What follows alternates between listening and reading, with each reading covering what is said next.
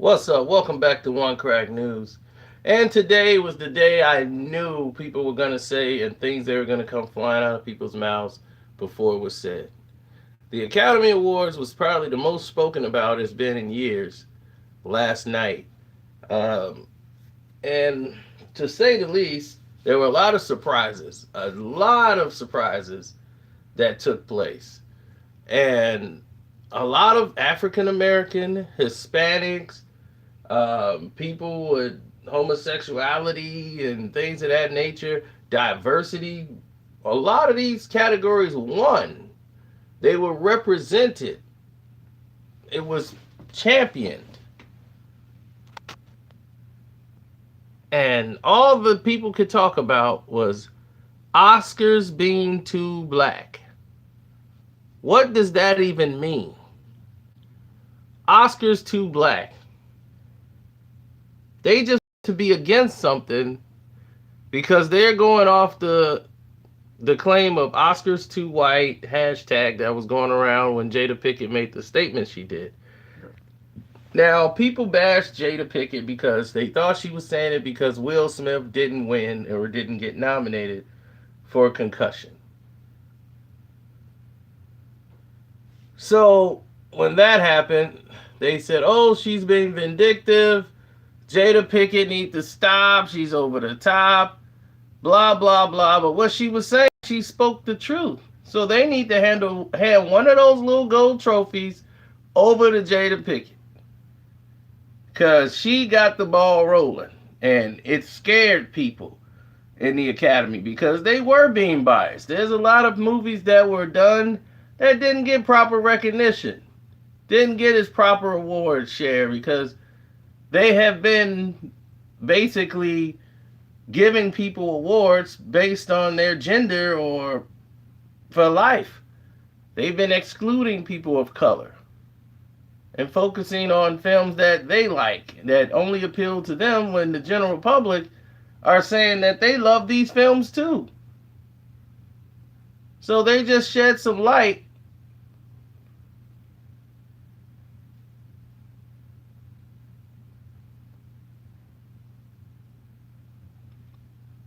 All they did was shed some light on the fact that the Oscars needed to change. And now that these changes have happened, people are like, oh, wow. Oscars was so black this year. Look at Spike Lee got one. Spike Lee should. Black Klansman was a great script. That was a great for screenwriting. That is incredible. Tell me what story this year was beats that. Have you ever seen that story? The Ku Klux Klan believed the black guy was a white guy and recruited him into the Ku Klux Klan. That story alone, and that is a true story. The guy was a police officer, and they had to get another guy to sound like him, a white guy, to try to teach him, another police officer, so that they could meet him and join the Klan. You know how dangerous that was and how real of a story that was? That is unique.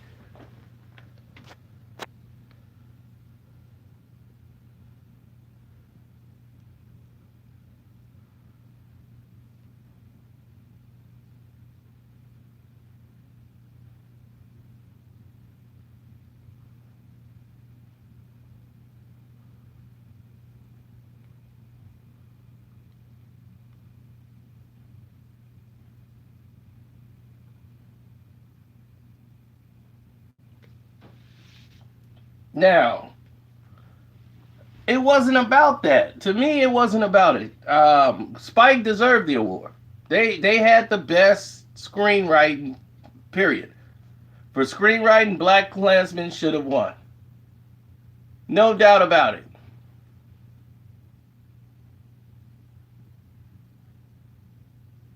Anyone who says something different didn't watch the film. Long overdue for Spike. I love Spike's speech. He had the best speech out of anybody there.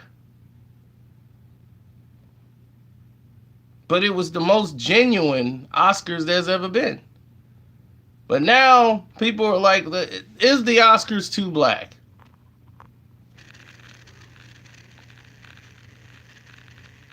They had Black Panther nominated. You had Black Klansmen. What's going on here with all this black?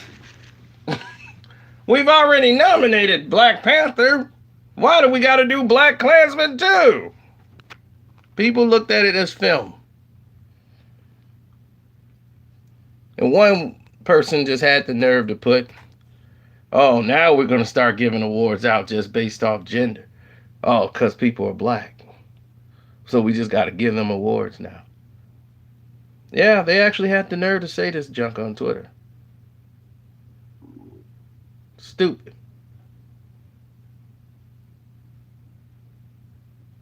Oh, he was white. Of course he was white that said it. But the issue is he doesn't understand is that the Oscars wouldn't even nominate black people or let them win. It was like maybe 5 that have won within the past 90 years. You know, it was just ridiculous. Hispanics couldn't win. It was just ridiculous. Now, this year, you've seen smaller films win that get nominated that normally would have been ignored by the Academy. If Jada didn't shake things up, a movie like Black Klansman probably wouldn't have gotten nominated. Black Panther damn sure wouldn't have got nominated. Now, I didn't think Black Panther was movie of the year or should have been nominated for movie of the year, but I'm not mad at it. I enjoyed it. The script and the storyline is something you've seen before, but never from a superhero movie perspective. It made it a great movie, period. It wasn't about how many superpower abilities he used or did all special effects. That was another thing. The story behind it. The father trying to follow in the footsteps of his son trying to follow the footsteps of his father who was before him and don't want to fail him and be him. Had to step out of his father's shadow to be his own man, to be his own king, to be the one he has to do, and he has to go back and right the wrongs that his father had done, that he felt, okay, I got to change the way it goes. It's up to me. I have to be this king. I have to be my own type of king. This is the king I have to be. And he had to face his father in the afterlife to basically tell them and the ones before that what they did was wrong. And the way they did it was wrong. And now he's going to be the one to set things right. And no, Tessa Thompson wasn't in Black Panther. She's in Creed 2 and Creed 1. So them together presenting was very valid for them to be there. They didn't stick them on there because they were black. Now, Hollywood is banking these movies because they're making good revenue off these movies. Black Rocky. They're blacking things up because it's making money. Black Panther made money. Creed 2 made money. These films are making money. So don't think that the companies that are putting these out are all black companies and they're putting out these movies. No, these are white, European, Egyptian, people of all nationality are putting out movies. But these movie production companies are all white. So white people are putting these movies out. So if the Oscars are too black, well, blame the white people. Y'all put them out. Y'all produce these movies and put them out. And nominated them and put them on the stage. So when they say that, I'll be like, well, y'all put them in the movie. Y'all casted them. So if you don't want them, if it's too black, then cast all white people in. You've been doing that for years anyway. And here's another thing for you guys on Twitter. If you don't like the movie, you don't have to damn well watch them. Nobody's forcing you to watch it.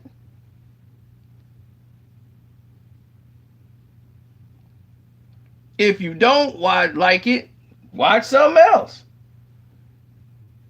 How do you think black people and Mexicans and Puerto Ricans felt every year they have to not watch people like them get nominated, knowing that they've watched and spent their money on films that they thought were great with people that represented them in these films?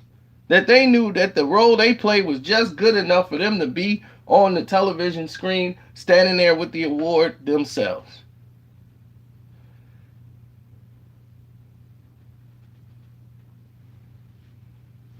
How do you think they felt when the Oscars were too white? How do you think they felt? Put someone else's feelings, switch places with someone else first before you start popping off at the mouth, because finally 1 year a bunch of diversity was shown at the Oscars. And that's another thing. It's an award ceremony, okay? It's an award ceremony. All right? This is not political stage. It's not a political prowess. No, it's not going to affect your salary at your job because this happened. Because black people won an Oscar. That's not gonna hurt you in no way, shape, or form. It's not gonna affect your community. Okay? A bunch of black people ain't finna start moving around and coming around in your life because they got Oscars. This is gonna cause an outrage. Now more black people are gonna want to win Oscars. You don't work for the Academy. You don't work for anything. You just watch movies, and you probably haven't watched any of the black movies you've seen on the screen. So if you haven't watched any of the black films that were nominated or won awards, you have no frame of reference to say if it was good enough to win or not.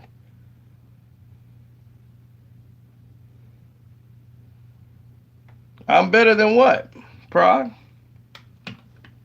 I'm speaking truth.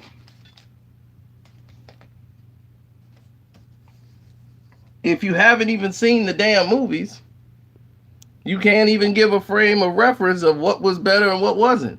Leonard Part 6. If Leonard Part 6 would have won an Oscar, I would have told you, hell no, I'm not with that.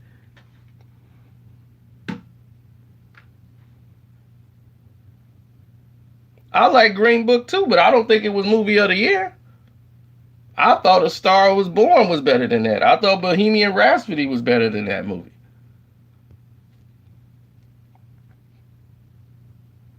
I liked Vice more than I liked that movie. So I'm like, wow, Green Book was a good movie.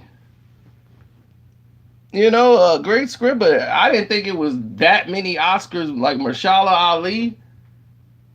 If I'm saying his name wrong, I'm sorry, Mahershala.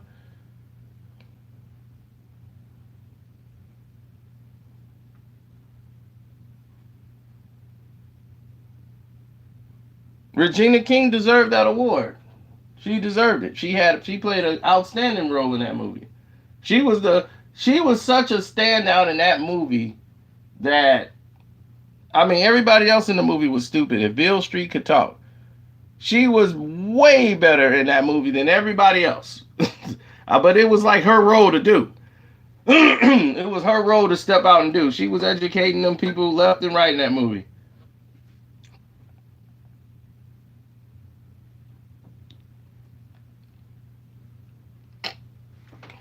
See, this is not all white people. This is some white people. Make this analogy to try to create controversy and turn it into a political debate. Like the whole of the world is going to be affected because black people won Oscars. No. They just showed diversity. They made it interesting, and the people you thought were going to win didn't win. And a lot of white people were upset because of the simple fact Sam Elliott didn't win. They were pissed.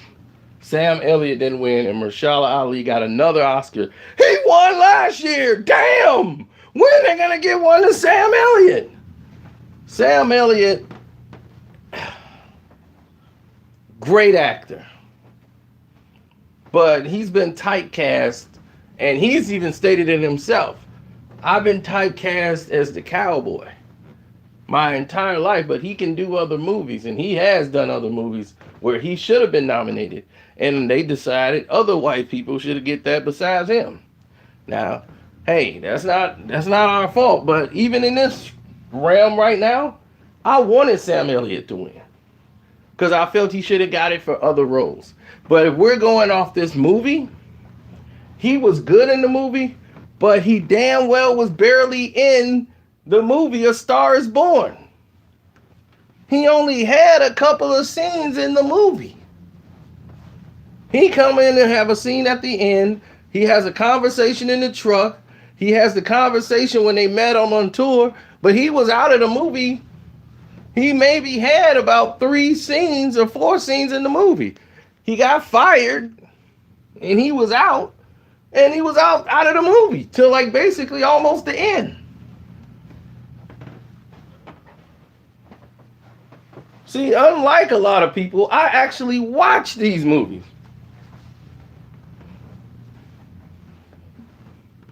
So I have a frame of reference when I say, oh, this movie's good, this movie's bad. I don't care. The lady who won the award for the movie The Favorite, when she won Best Actress, that was the shock of the night. But if you watched her performance, it was damn good. Glenn Close for The Wife, that was a very nice nod to nominate her. I saw The Wife, she was very good in it. I thought they were going to give it to her because they didn't give her one before and she deserved it. You know, the same scenario.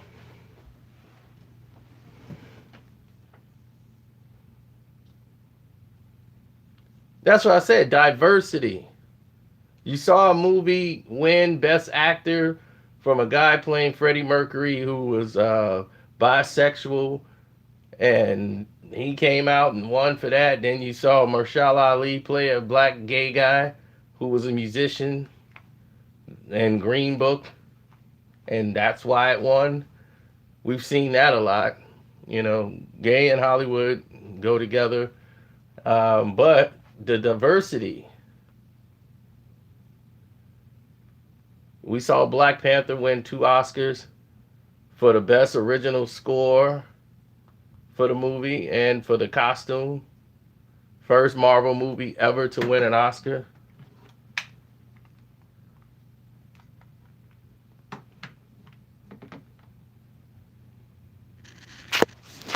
Then you see it was more diversity shown. You saw Crazy Rich Asians do well in the box office. You saw Black Panther do well in the box office. And it's showing and proving to you one thing. People want to see these movies because these are the people that look like them.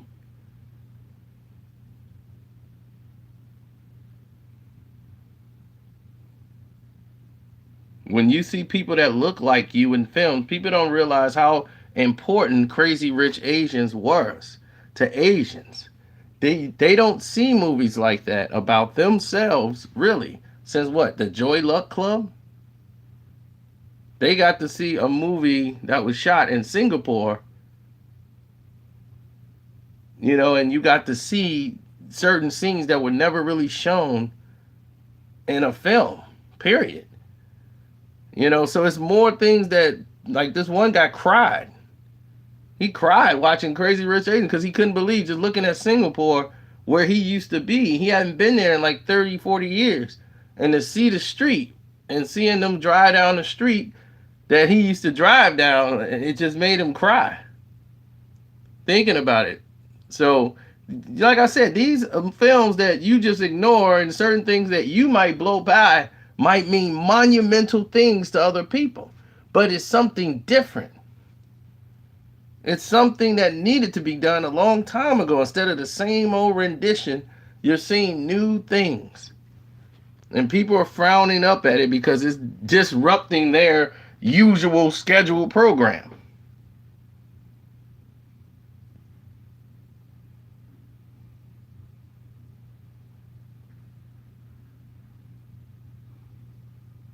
The Hate You Give was a good movie. Was it Oscar worthy? Probably not. I couldn't. I could look at a bunch of other films and say, man, that was good. I thought it could have been found a way to get nominated. For the script and everything. The book. It was very well received, but I felt like the film wasn't where it should have been. It could have been something else. And I think it kind of like drug on. Like when it hit a mark and when it hit a certain point, it was like, okay, it hit this point, it hit this level. Then it kind of like, okay, where do we go from here? And then it just drug on and just went into a whole new direction that I'm like, okay.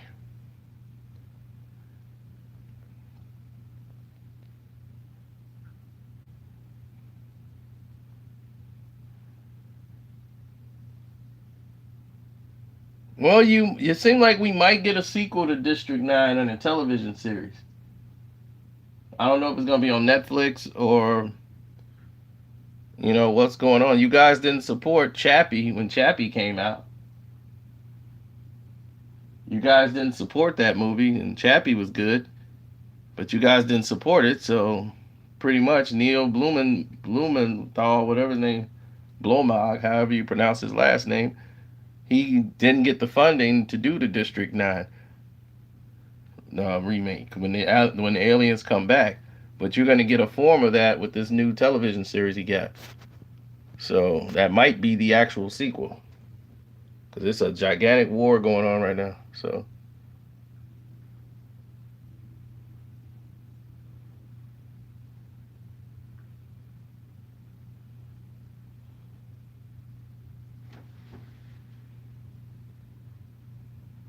Chappie's a great movie. It reminds you of Short Circuit, but definitely check it out. But that is